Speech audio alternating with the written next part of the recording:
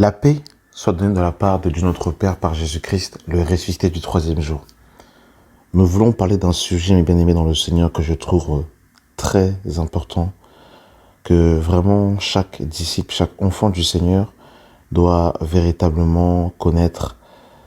Parce que, mes amis, il y a tellement dans la maison de Dieu de fausses doctrines, des doctrines étrangères. C'est un sujet très sensible, très épineux que nous allons toucher par la grâce du Seigneur. Mes amis, mais le salut en dépend. Et j'aimerais vraiment, par la grâce du Seigneur, vraiment prendre le temps dans cet audio pour vraiment traiter ce sujet en long et en large avec les Écritures, pour que nous puissions véritablement être assis conformément selon la doctrine du Seigneur. Une fois sauvé, toujours sauvé. Avant de prendre les Écritures, j'aimerais dans un premier temps nous faire une rétrospection, mes amis, sur l'histoire de l'Église. Nous devons savoir que l'Église n'a pas commencé au XXIe siècle. L'Église n'a pas commencé dans les années 2000. L'Église a une histoire, l'Église a un passé.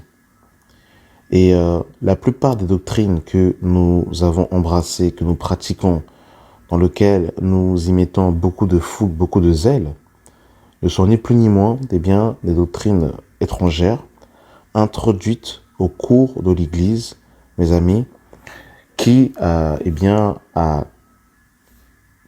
produit beaucoup de chrétiens qui sont attachés à des doctrines étrangères. On avait fait pas mal de thèmes sur l'histoire de l'Église. Nous savons que lorsque les apôtres vont mourir, plusieurs hommes vont se lever. Vous avez Constantin dans les années 325 qui va pour la première fois mettre en 325 le concile œcuménique, qui va réunir plusieurs prêtres d'Alexandrie, notamment Athanase et Arius, qui se disputaient la question de la Trinité. Et par la suite, l'Église catholique va naquir. Beaucoup de fausses doctrines vont justement être introduites dans l'Église et la papauté va faire des dégâts terribles pendant près de 1200 ans. Ils vont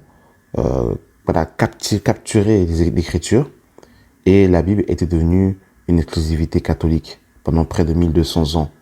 Ceux du peuple qui avaient des portions de la Bible qui étaient traduites exclusivement en latin étaient tués, lapidés. Et par la suite, nous allons avoir dans les années 1500 un homme du nom de Martin Luther. Martin Luther qui était moine catholique et qui se posait des questions sur son salut. L'Église catholique enseignait que pour être sauvé, il fallait payer les indulgences. L'Église catholique enseignait également le purgatoire. L'Église catholique enseignait que pour justement être sauvé, il fallait subir des flagellations, le parcours de la passion de Christ. Toutes ces choses pour pouvoir obtenir le salut. Et les catholiques ont prêché beaucoup le salut par les œuvres, par les indulgences. Lorsque Martin Luther va arriver dans les années 1517, par là, 1517-1930, il va avoir un véritable boom en Europe. Martin Luther, qui était allemand, qui était moine et qui justement était en train dans sa bibliothèque de consulter les Écritures, va tomber sur Romains 1, le verset 17, qui nous dira « Mon juste vivra par la foi ». Et en lisant ce passage, c'est comme si des écailles de ses yeux étaient tombées. Il va comprendre vraiment la supercherie concernant les doctrines fallacieuses de l'Église catholique, notamment par rapport au salut. Et il va comprendre que le juste est sauvé uniquement par la foi et non par les œuvres. Et à ce moment, Martin Luther va placarder près de 95 thèses qu'il va afficher sur la chapelle de Gutenberg en Allemagne. Et il va commencer à dénoncer publiquement les hérésies, les fausses doctrines catholiques. Et Martin Luther a traduit la Bible en allemand. Le premier livre à avoir été imprimé, c'est la Bible de Gutenberg, cette Bible allemande. Et en France, il va avoir Jean Calvin qui va être fortement influencé par le réveil et l'enseignement de Martin Luther. Jean Calvin en France, lui aussi, eh bien, va partir dans la même continuité que le ministère de Martin Luther. Et lui aussi, il va dénoncer, eh bien, les fausses doctrines catholiques. Et c'est à ce moment-là que le mouvement protestantisme va naquir. C'est à ce moment-là que le mouvement protestantiste va justement revenir à l'ordre du jour. Et Jean Calvin, eh bien, est parti à l'opposé de ce que les catholiques enseignaient, c'est-à-dire littéralement, eh bien, le salut qui s'obtient par les œuvres, le purgatoire, les indulgences et toutes ces choses. Et il va prêcher, eh bien, l'hypergrâce, la double prédestination, que le Seigneur, eh bien, a prédestiné des gens au ciel et qu'il a également prédestiné des gens en enfer.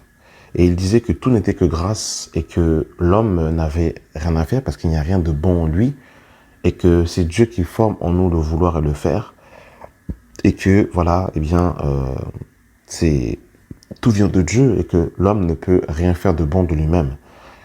Donc, en d'autres termes, que les dés sont déjà jetés et que l'homme n'a pas de contribution à faire dans le salut. Un peu plus tard, d'autres hommes aussi vont un peu dans la même continuité, prêcher un peu le même message.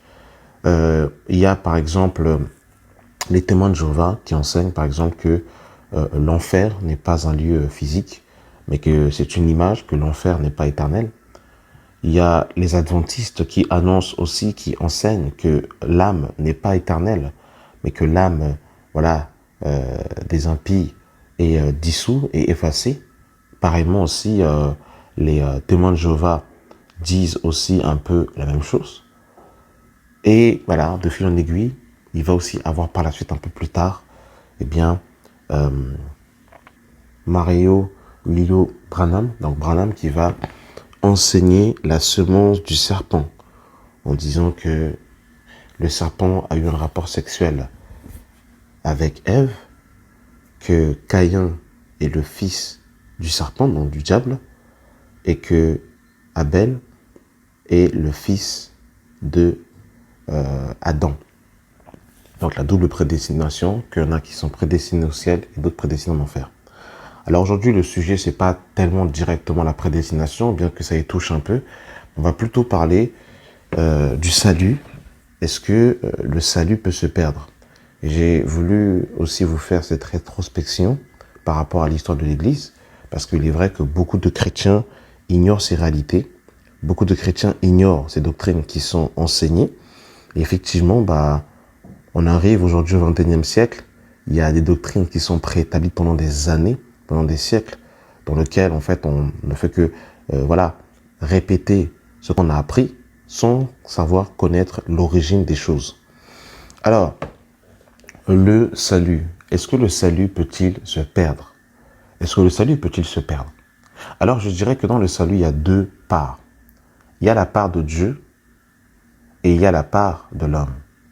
Et ça, c'est vraiment quelque chose que j'aimerais vraiment mettre en évidence. C'est quelque chose que j'aimerais vraiment mettre en exergue. C'est-à-dire que dans le salut, l'homme a sa part de responsabilité. Ce qui est prêché en disant, et j'aimerais vraiment que ceux qui sont du postulat que le salut ne peut pas se perdre, que vous puissiez vraiment avoir un jugement juste à la fin de cet audio et de ne pas avoir les oreilles qui s'hérissent d'emblée, d'être braqué.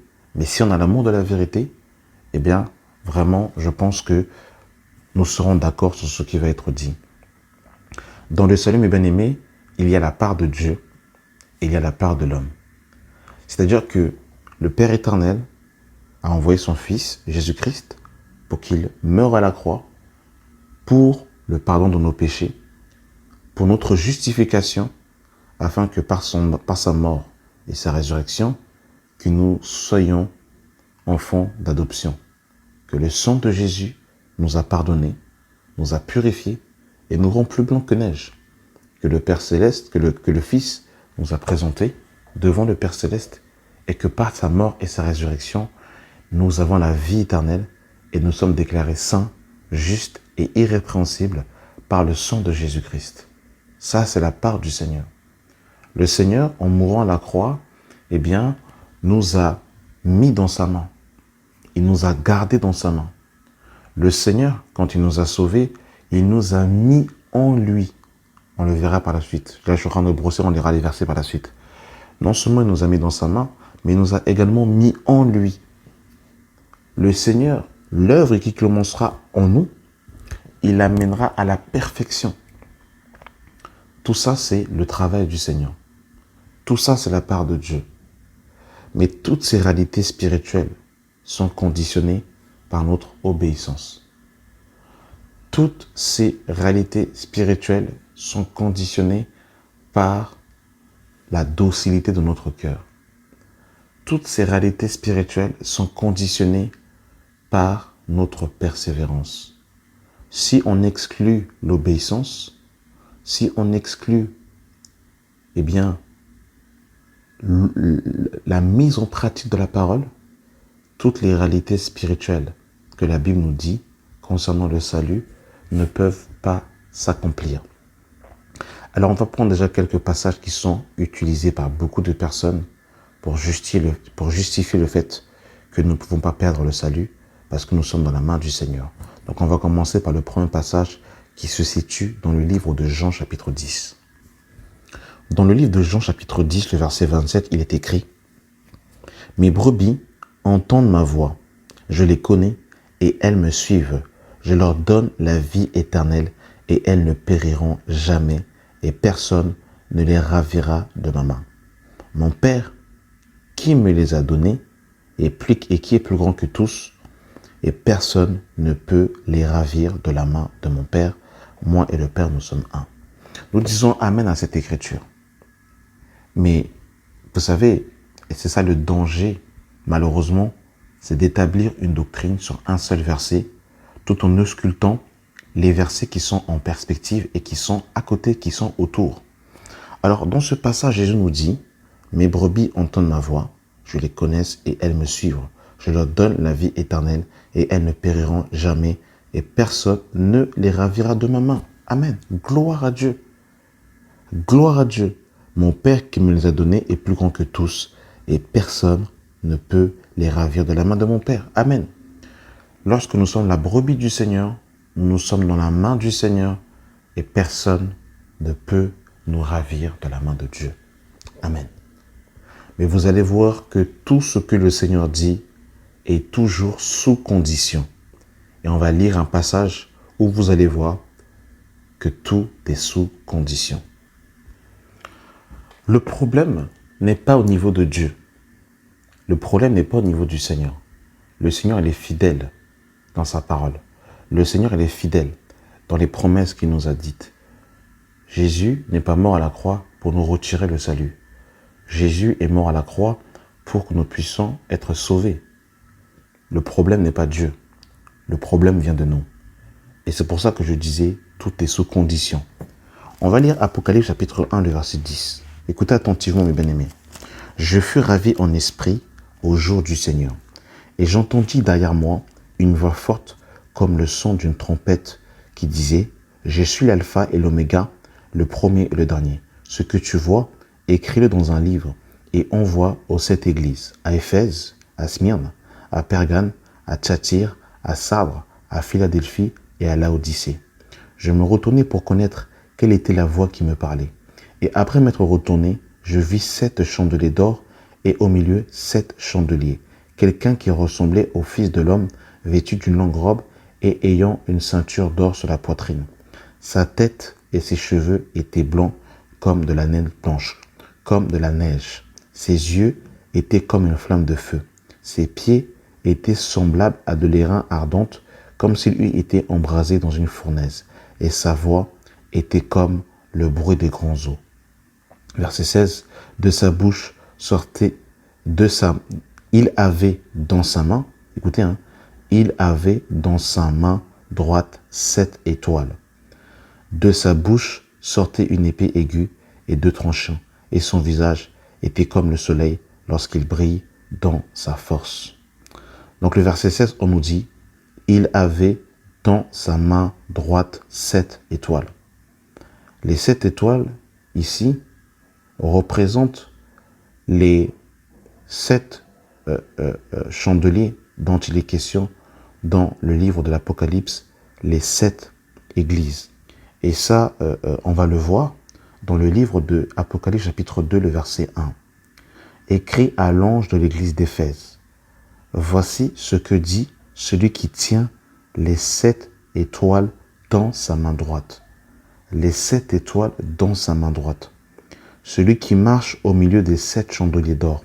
Je connais tes œuvres, ton travail et ta persévérance. Je sais que tu ne peux supporter les méchants et que tu as éprouvé ceux qui se disent apôtres et qui ne le sont pas, et que tu les as trouvés menteurs, et que tu as de la persévérance, que tu as souffert à cause de mon nom et que tu ne t'es point lassé. Mais ce que j'ai contre toi, c'est que tu as abandonné ton premier amour. Souviens-toi donc d'où tu es tombé, repens-toi, pratique tes premières œuvres, sinon, écoutez, sinon, je viendrai à toi et j'ôterai ton chandelier à ta place, à moins que tu te repens. J'ôterai le chandelier à ta place, à moins que tu te repens. Donc là, ici, on nous parle bien, on nous dit bien que le Seigneur avait les 7 étoiles dans sa main, qui représentent ici, juste au-dessus que nous avons lu, quand on dit ce que tu vois écrit dans un livre, et envoie-le aux 7 églises. Les 7 étoiles représentent les 7 églises ici. Et là, étrangement, cette étoile qui était dans sa main, qu'est-ce qu'on nous dit? Le Seigneur reproche à l'ange de l'église d'Éphèse le fait qu'il ait abandonné son premier amour. Et le Seigneur va dire, si tu te repens, si tu ne te repens pas, je viendrai à toi et j'ôterai le chandelier à sa place. Donc là, on voit clairement ici la réprimande du Seigneur, l'interpellation du Seigneur, et on voit la part de l'ange de l'église d'Éphèse. Il y a la part de Dieu et la part de l'homme. Et là, effectivement, l'ange d'Éphèse avait déchu par rapport à l'amour du Seigneur, qui n'était plus semblable, qui n'était plus le même. Et le Seigneur va interpeller cet ange à la repentance, au fait qu'il se puisse se repentir. Sinon, le Seigneur allait retirer le chandelier à sa place. Dans Apocalypse 3, le verset 14, il est écrit « Écrit à l'ange de l'église de Laodicée. Voici ce que dit l'Amen, le témoin fidèle et véritable, le commencement de la création de Dieu. Je connais tes œuvres, je sais que tu n'es ni froid ni bouillant. Puisses-tu être froid ou bouillant, ainsi parce que tu es tiède et que tu n'es ni froid ni bouillant, je te vomirai de ma bouche. Je te vomirai de ma bouche. Pour vomir quelque chose, il faut que cette chose soit au préalablement en nous. Quand on vomit quelque chose, par exemple, c'est parce qu'on a d'abord mangé quelque chose. Donc, au travers de ce passage, on comprend que le Seigneur peut vomir quelqu'un. Mais pourquoi est-ce que le Seigneur vomit quelqu'un? C'est à cause, justement, de l'état de la personne qui est en Christ, qui n'est ni chaud, ni froid, qui est tiède. Et c'est à cause de la tiédeur que le Seigneur la vomit. Donc Jésus ne vomit pas les gens comme ça.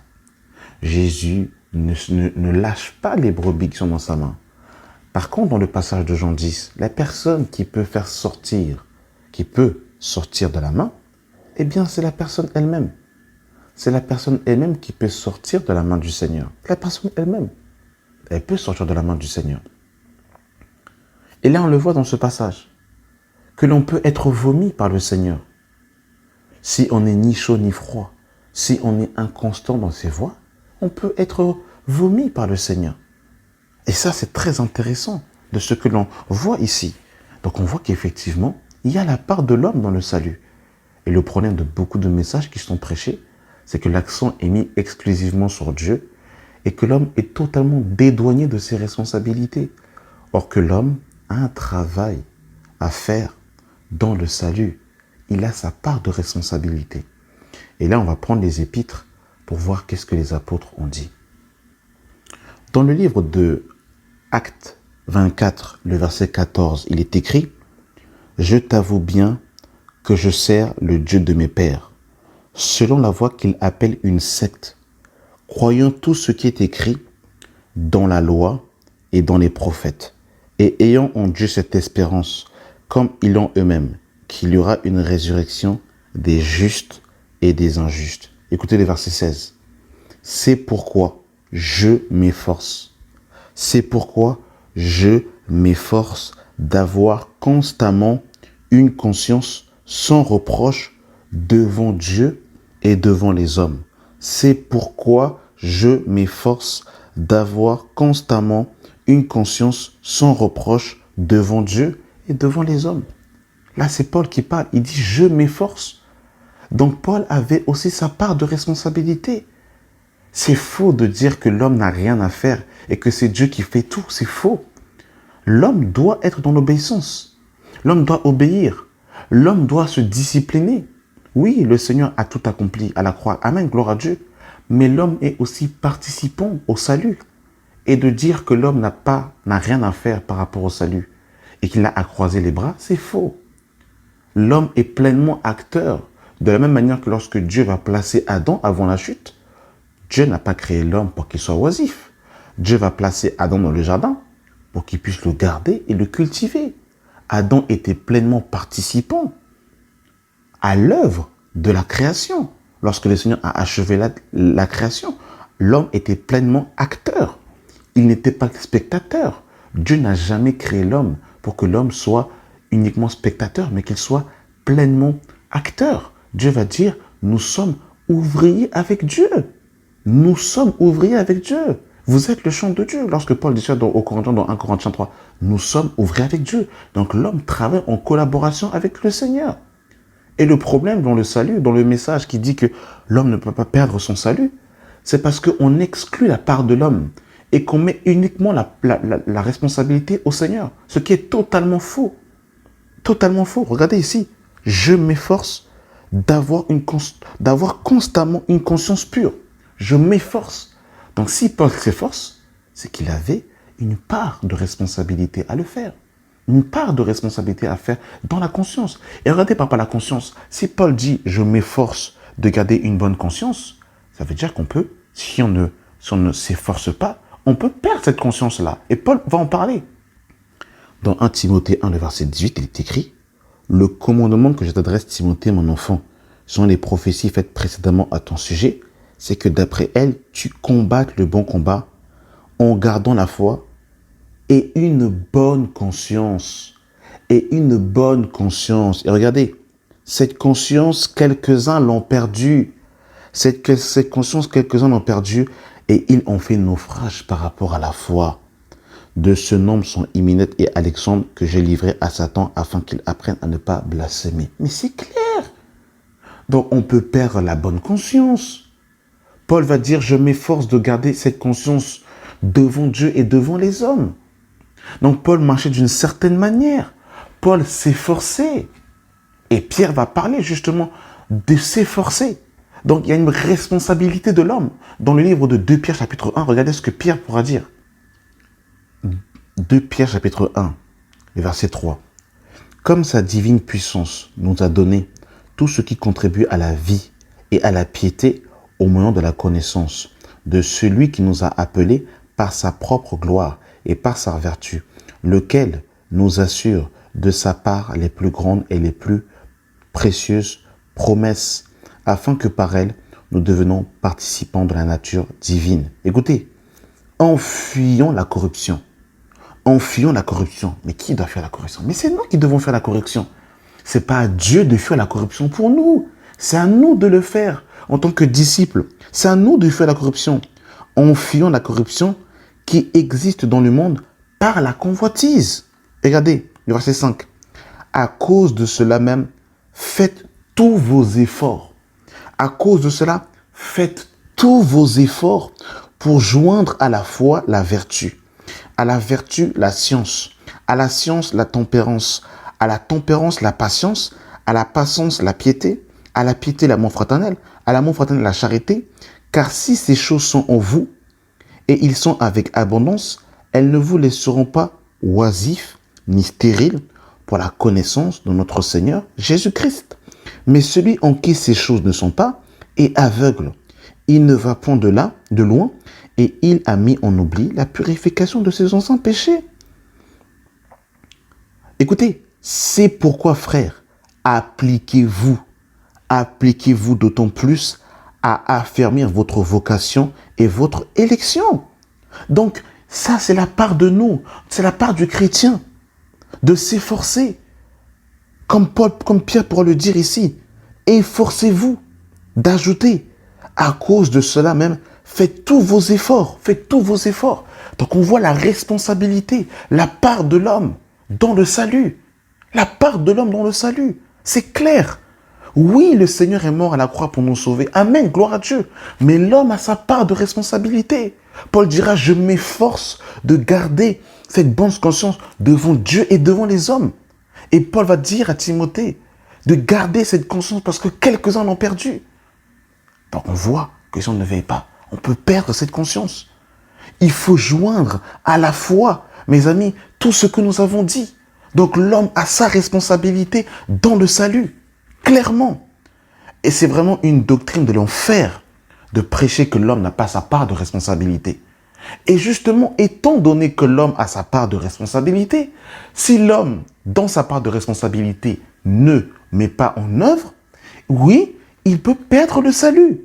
Non pas que le Seigneur n'a pas été patient, non pas que le Seigneur a échoué, mais c'est que l'homme n'a pas eu sa part de responsabilité. L'homme n'a pas persévéré, l'homme n'a pas couru. Quand vous lisez les 7 églises de l'église de l'Apocalypse, qu'est-ce qu'il est écrit à la fin de chaque église?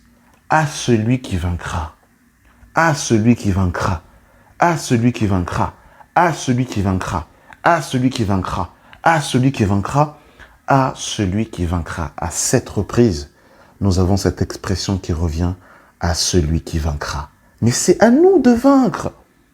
Le Seigneur va dire, j'ai vaincu le monde. À nous de vaincre. La Bible nous dit que nous sommes plus que vainqueurs. C'est à nous de vaincre. C'est à nous d'achever la course. Le Seigneur a achevé, lui, la course. Mais c'est à vous et moi d'achever la course. Et ça, c'est notre part de responsabilité. Que le Seigneur nous aide. Dans Philippiens chapitre 2, le verset 12, il est écrit « Ainsi, mes bien-aimés, comme vous avez toujours obéi. » Écoutez, hein.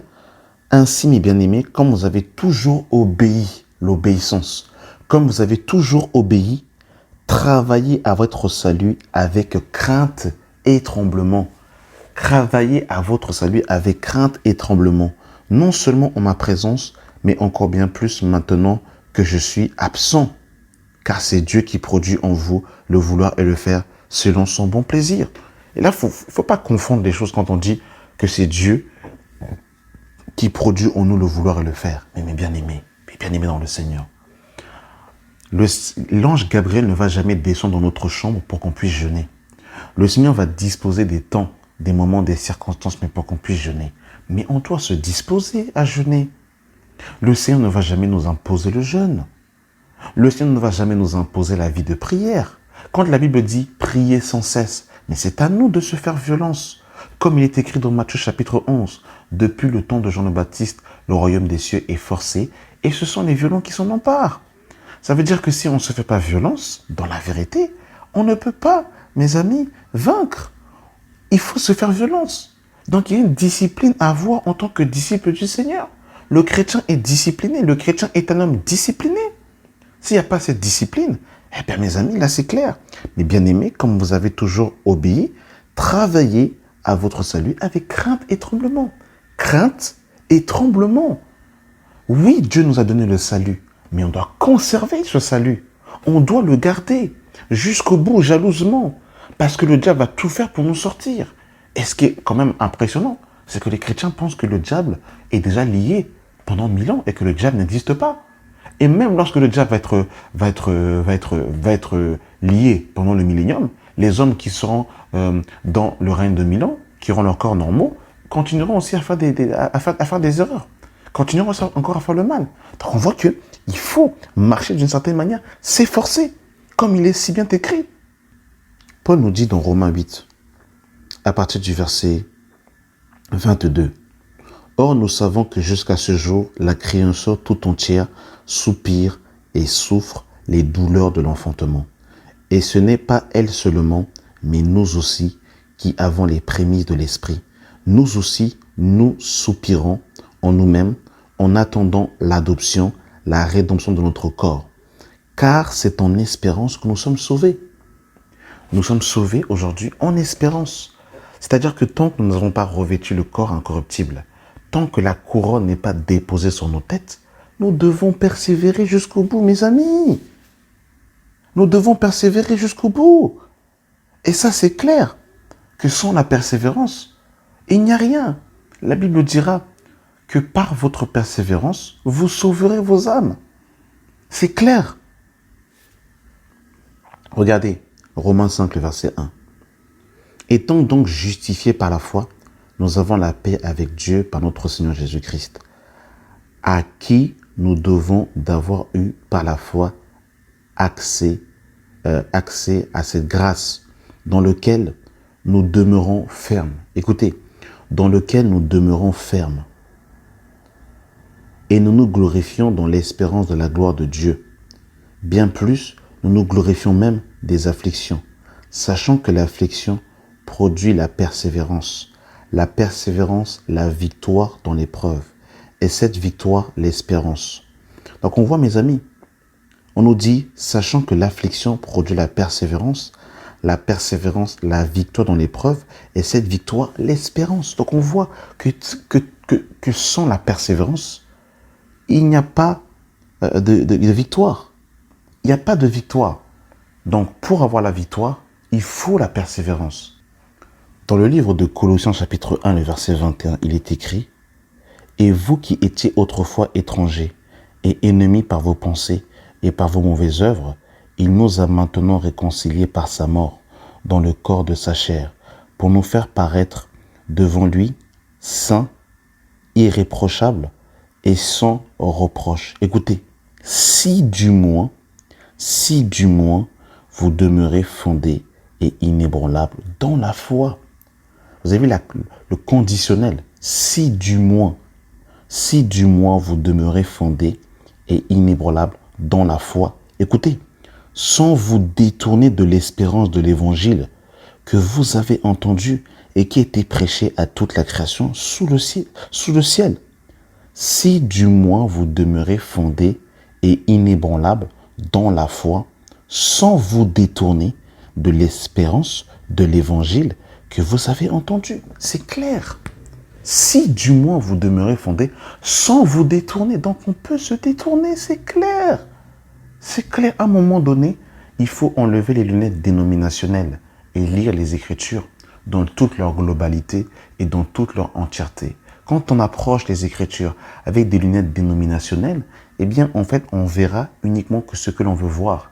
Parce que notre dogme nous aura donné un angle de vue bien spécifique, bien calibré. On ne verra pas l'entièreté des Écritures. Alors que quand on adhère à l'enseignement des apôtres et des prophètes, on prend toutes les Écritures dans leur entièreté. On n'élève pas un verset au détriment d'un autre.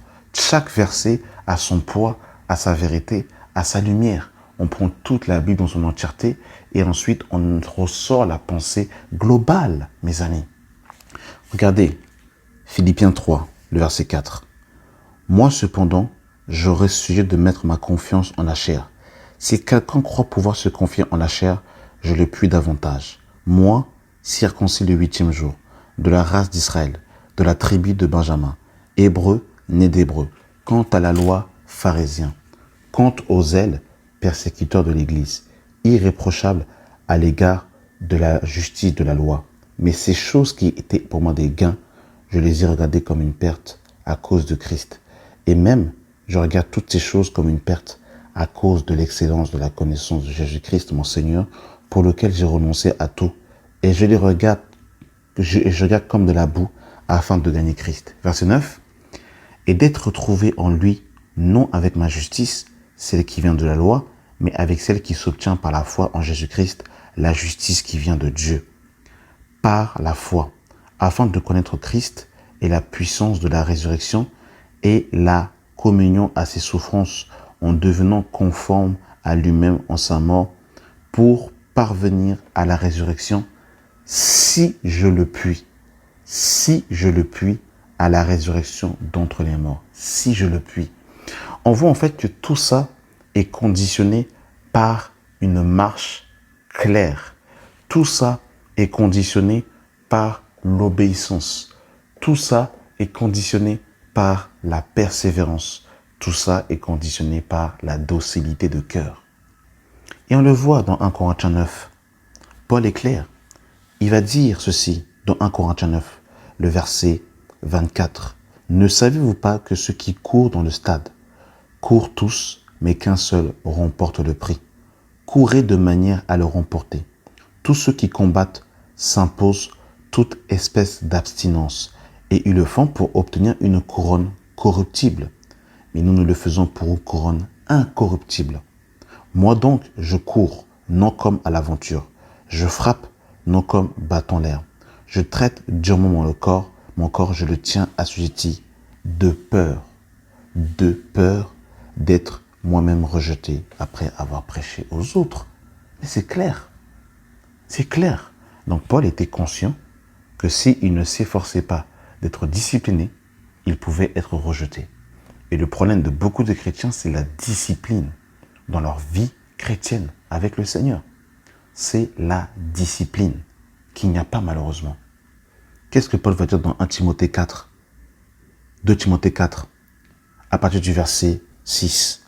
Car moi donc je sers de libation, et le moment de mon départ est proche. J'ai combattu le bon combat, j'ai achevé la course, j'ai gardé la foi. Désormais la couronne de justice m'est réservée. Mais ça, il le dit à la fin de sa vie.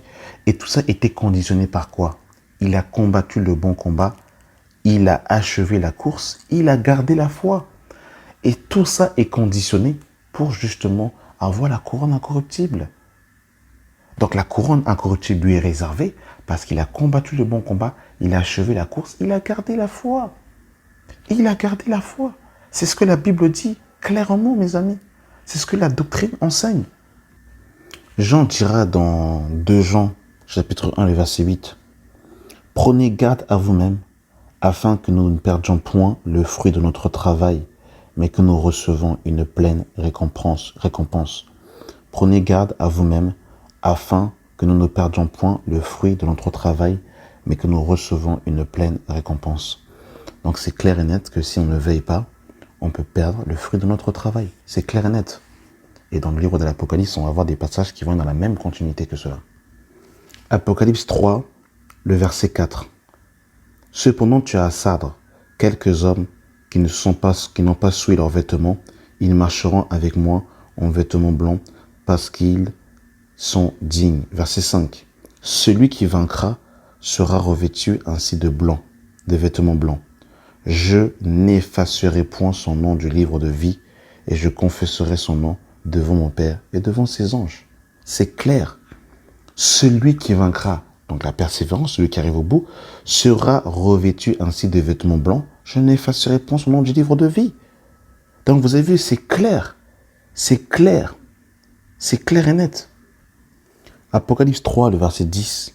« Parce que tu as gardé la parole de la persévérance en moi, je te garderai aussi à l'heure de la tentation qui va venir sur le monde entier pour éprouver les habitants de la terre. Je viens bientôt. Retiens ce que tu as. » Vous avez vu, on nous parle toujours de retenir, de garder, de persévérer. C'est les mêmes termes qui reviennent à chaque fois. Retiens ce que tu as afin que personne ne prenne ta couronne. C'est clair et net. C'est clair. Donc si le Seigneur dit retiens ce que tu as afin que personne ne prenne ta couronne, eh bien c'est clair. C'est que l'homme a sa responsabilité dans le salut, clair et net. Clair et net. L'homme doit garder la foi. Qu'est-ce que Paul dit par rapport à la foi, mes amis? Dans 2 Corinthiens 13, le verset 5, il est écrit « Examinez-vous vous-même pour savoir si vous êtes dans la foi. Éprouvez-vous vous-même. » Donc on voit que le chrétien peut sortir de la foi s'il ne veille pas. C'est clair. Donc il y a une remise en question à avoir véritablement. On doit garder le bon dépôt, on doit persévérer. Et c'est pour ça que la Bible est claire. La Bible dira sans la sanctification, personne ne verra le Seigneur. Sans la sanctification, personne ne verra le Seigneur. Alors il y a tellement de passages aussi qui sont utilisés, notamment le livre de Éphésiens chapitre 2 que nous allons lire, qui nous dit que nous sommes sauvés par la foi, ce n'est pas par les œuvres, afin que personne ne se glorifie. Et le problème, c'est encore prendre des versets hors de leur contexte, malheureusement, pour faire dire à la Bible ce qu'elle n'a pas dit. Le problème, c'est que beaucoup de chrétiens qui ne se sont pas réellement repentis et qui ne produisent pas des fruits dignes de la repentance veulent se persuader et veulent se donner des coussins, des oreillers pour se conforter dans leur conscience parce qu'ils ne se sont pas réellement repentis. Parce que quand on se repent réellement, on produit des fruits dignes de la repentance. On produit des fruits dignes de la repentance. Et avant, on va lire Éphésiens 2 et après on va lire ce passage. Éphésiens 2, le verset 8. C'est par la grâce que vous êtes sauvés par le moyen de la foi. Et cela ne vient pas de vous, c'est le don de Dieu. Ce n'est point par les œuvres, afin que personne ne se glorifie. Donc effectivement, on sera dans ce passage-là. Et si on ne comprend pas le contexte, si on ne voit pas encore les versets qui les entourent, effectivement, se sauver par la foi. Mais qu'est-ce que ça veut dire? Ça veut dire quoi littéralement? Ça veut dire que pour obtenir, pour avoir le salut, quand la Bible dit que c'est par grâce que vous êtes sauvés, c'est par le moyen de la foi, ce n'est pas par les œuvres afin que personne ne se glorifie. Ce n'est, en fait, en gros, que cela ne vient pas de vous, c'est le don de Dieu. Aucun homme, avant la venue de Christ, ne pouvait accéder au ciel. Comme il est écrit dans Jean 3, personne n'est monté, si ce n'est celui qui est descendu, le Fils de l'homme qui est dans le ciel. C'est-à-dire quoi littéralement? C'est-à-dire que c'est par Jésus-Christ que nous avons obtenu le salut. C'est par Jésus-Christ que nous avons obtenu la rédemption. C'est-à-dire l'échelle de Jacob entre le ciel et la terre. Ça, il n'y a que Dieu qui l'a fait par Jésus-Christ. La réconciliation entre le ciel et la terre n'était que possible uniquement, exclusivement que par le biais de la croix. C'est-à-dire qu'aucun homme sur la terre ne peut faire une œuvre qui le justifie devant Dieu. Ce qui nous justifie devant le Père, c'est le sang de Jésus-Christ. Ce qui nous donne accès auprès du Père, c'est la croix de Christ, par lequel justement nous avons été réconciliés. Sur ça, pas de problème, gloire à Dieu. Mais maintenant, une fois que ce chemin a été tracé, une fois que le pont entre le ciel et la terre a été présenté, il y a une manière de marcher dans ce pont-là. On ne marche pas comme on veut dans ce pont-là. Et c'est ça le problème. Le pont qui fait la passation entre le ciel et la terre, c'est un chemin étroit et resserré. C'est un chemin, pour y marcher, il faut enlever le bagage du monde. Il faut se dépouiller de l'instruction du monde. Il faut renoncer à soi-même. Sans ce renoncement-là, on ne peut pas accéder au ciel. Jésus est clair. Il dira que celui qui veut venir après moi, qu'il renonce à lui-même. Et ça, c'est à nous de le faire. Ce n'est pas Dieu qui va renoncer pour nous. Que celui qui veut venir après moi, qu'il renonce à lui-même. Qu'il se charge de sa croix et qu'il me suive. Jésus-Christ dira, large et spacieux est le chemin qui mène à la perdition, et beaucoup il y empruntent, mais étroit et resserré le chemin qui mène à la vie, et il y en a peu qui le trouvent. Et il y en a peu qui le trouvent, vous vous rendez compte? Voilà ce que le Seigneur dit par rapport à ce chemin qui mène au Seigneur. Et regardez ce qu'il dira par la suite. Car nous sommes son ouvrage, ayant été créés en Jésus-Christ pour de bonnes œuvres que Dieu a préparées d'avance afin que nous les pratiquions. Donc on voit qu'il y a des bonnes œuvres à pratiquer. Et c'est clair. Tu n'as pas été créé pour être un arbre qui ne porte pas de fruits. Tu as été créé pour être un arbre qui porte beaucoup de fruits. Et l'arbre qui ne porte pas de fruits, il est retranché. Et c'est clair et net. Il faut demeurer en Yeshua. Jacques 2, le verset 19. Tu crois qu'il y a un seul Dieu, tu fais bien.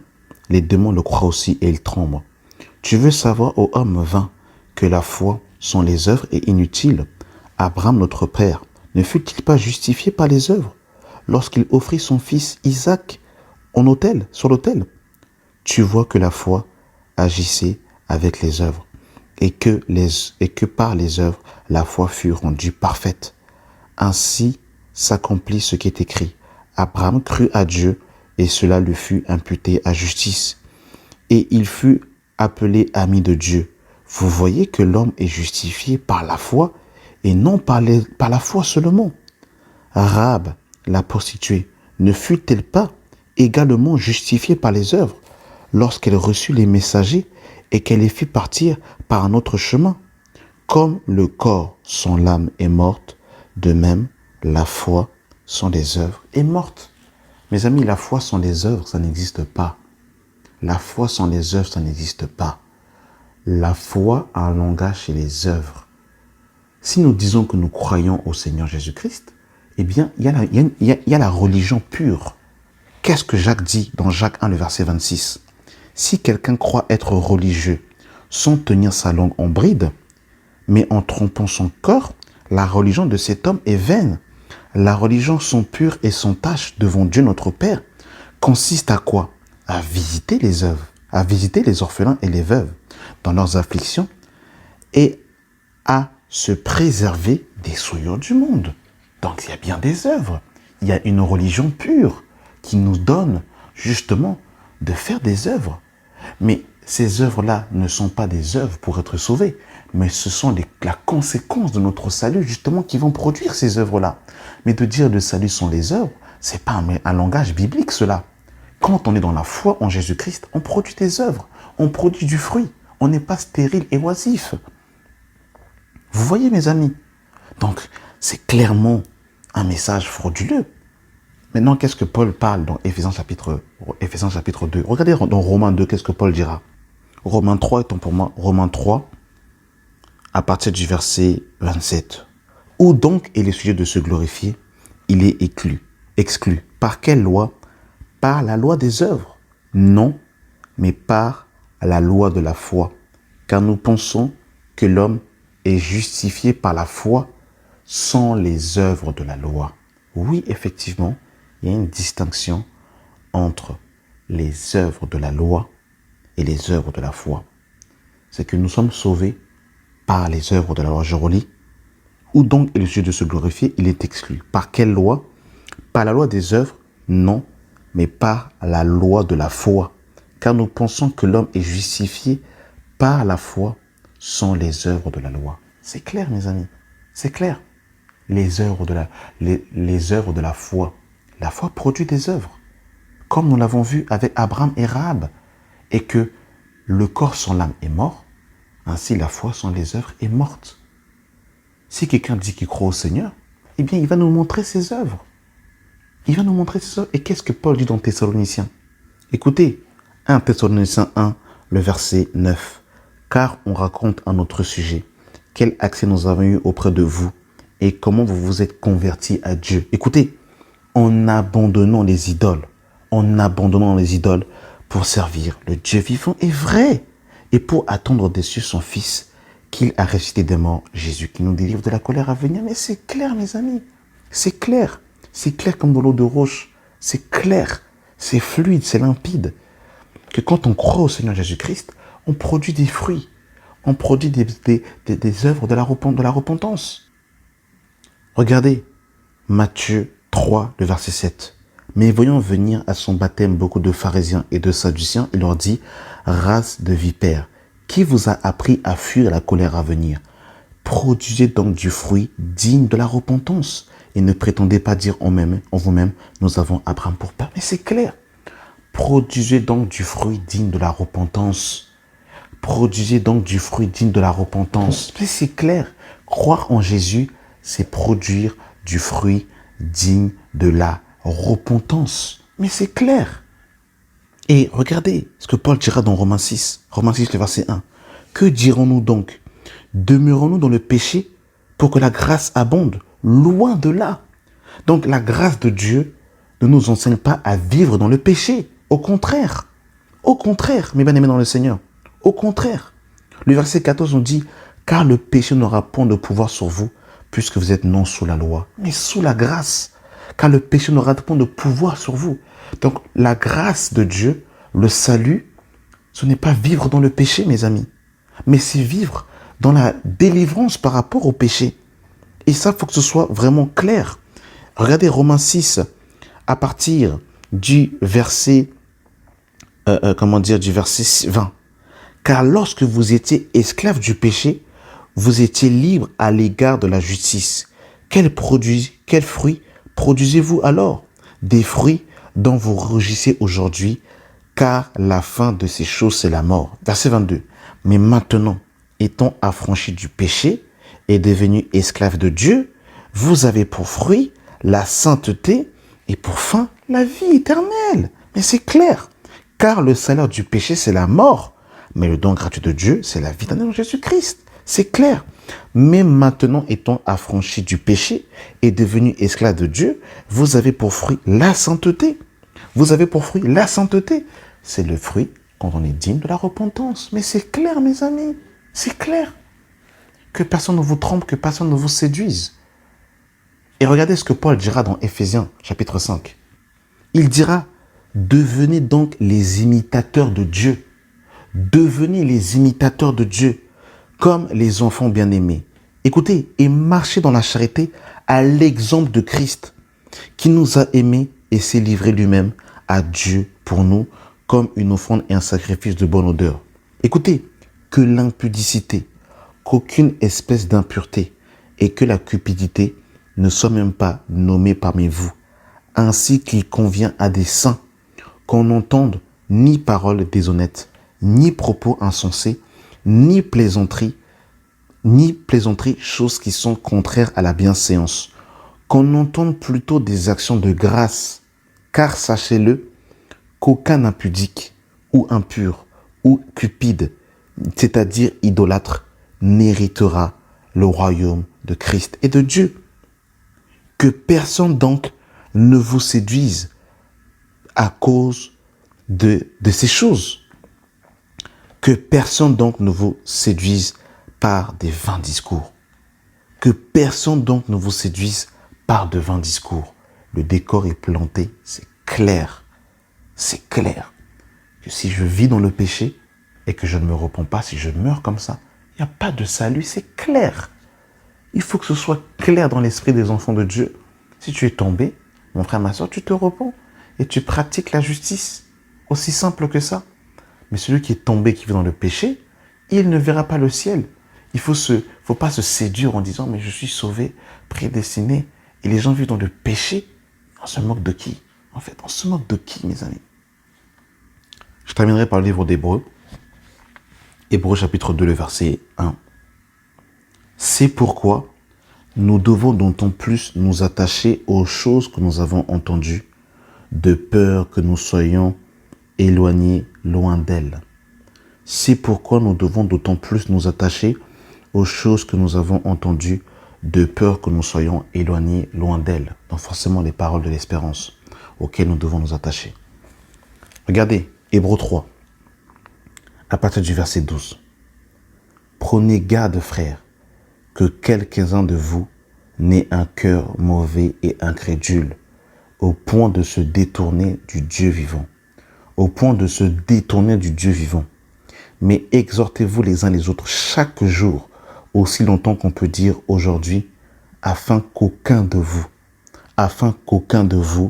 ne s'endurcisse par la séduction du péché. Afin qu'aucun de vous ne s'endurcisse par la séduction du péché. Regardez le Hébreux chapitre 6, le verset 1. C'est pourquoi, je vais lire à partir du verset 4. Car il est impossible à ceux qui ont été une fois éclairés, qui ont goûté le don céleste, qui ont eu part au Saint-Esprit, qui ont goûté la bonne parole de Dieu et les puissances du siècle à venir et qui sont tombés, soient encore renouvelés et amenés à la repentance, puisqu'ils crucifient pour leur part le Fils de Dieu et l'exposent à l'ignominie. Lorsqu'une terre est abreuvée par la pluie qui tombe souvent sur elle, qu'elle produit du fruit utile et pour qu'elle cultive, elle participe à la bénédiction de Dieu. Mais si elle produit des épines et des chardons, elle est réprouvée et prête à être maudite et on finit par y mettre le feu. Écoutez le verset 9. Quoique nous parlons ainsi, bien-aimés, nous attendons pour ce qui vous concerne des choses meilleures, favorables au salut. Favorables au salut. Donc là, on parle du salut. C'est clair. On parle du salut. On parle clairement du salut. Hébreux 10, le verset 26. Je vais même lire à partir du verset même 23. Retenons fermement la promesse de notre espérance, car celui qui a fait la promesse est fidèle. Veillons les uns sur les autres pour nous exciter à la charité et aux bonnes œuvres. Et aux bonnes œuvres. N'abandonnons pas notre assemblée, comme c'est la coutume de quelques-uns, mais exhortons-nous réciproquement, et cela d'autant plus que nous voyons s'approcher le jour. Car si nous péchons volontairement, après avoir reçu la connaissance de la vérité, il ne reste plus de sacrifice pour les péchés, mais une attente terrible du jugement et l'ardeur d'un feu qui dévore les rebelles. Celui qui viole la loi de Moïse meurt sans miséricorde sur la déposition de 2 ou de 3 témoins. De quel pire châtiment pensez-vous sera jugé digne celui qui aura foulé aux pieds le Fils de Dieu et qui aura tenu pour profane le sang de l'alliance à laquelle il a été sanctifié. Donc on parle ici de quelqu'un qui a été sanctifié et qui aura outragé l'esprit de la grâce. C'est terrible, hein? Écoutez le verset 37. Encore un peu de temps, et celui qui doit venir viendra, et il ne tardera pas. Et le juste vivra par la foi. Mais s'il se retire, mon âme ne prend pas plaisir en lui. Nous ne sommes pas de ceux qui se retirent pour se perdre, mais de ceux qui ont la foi pour sauver leur âme. Amen, c'est clair et net. Et je terminerai par un dernier passage, parce que j'ai dit le livre d'Hébreux, mais vraiment un dernier passage, parce que l'Esprit me l'a inspiré, dans le livre de 1 Jean. Dans le livre de 1 Jean. 1 Jean, chapitre 2, le verset 28. Et maintenant, petit enfant, demeurez en lui, afin que lorsqu'il paraîtra, nous ayons de l'assurance, et qu'à son avènement, nous ne soyons pas confus et éloignés de lui. Et maintenant, petit enfant, demeurons en lui. Oui, nous sommes dans la main de Jésus, mais nous devons demeurer dans la main de Jésus. Oui, nous sommes en Christ, mais nous devons demeurer en Christ. Oui, nous avons entendu la vraie parole, mais nous devons demeurer dans la vraie parole. Et tout ça pour dire quoi? Oui, nous sommes sauvés, mais nous sommes sauvés en espérance. Oui, l'œuvre que Dieu a commencée en nous, il l'amènera à la perfection. Amen. Mais c'est conditionné par rapport, mes amis, par rapport au salut. Par rapport au salut. Par rapport à notre investissement, mes amis, dans la foi en Jésus-Christ. Amen. Je pense que c'était très important que cette vidéo soit faite et refaite. Comme Paul dit, je ne me lasse pas de vous rappeler les mêmes choses, car cela est salutaire. Néanmoins, cela n'empêche pas l'assurance du salut. Jésus est mort pour nous que nous soyons sauvés. Si nous avons péché, la Bible dit que nous avons un avocat auprès du Père. Nous pouvons confesser nos péchés auprès du Père et le sang de Jésus-Christ, son Fils, nous pardonne de tout péché, de toute iniquité. Comme la Bible dit, souviens-toi donc d'où tu es tombé, relève-toi et pratique tes premières œuvres. C'est à cela que Dieu nous appelle, mes bien-aimés dans le Seigneur. Amen. Merci d'avoir pris le temps d'écouter cet audio et que la grâce et la paix soient avec vous au nom de Jésus. Amen.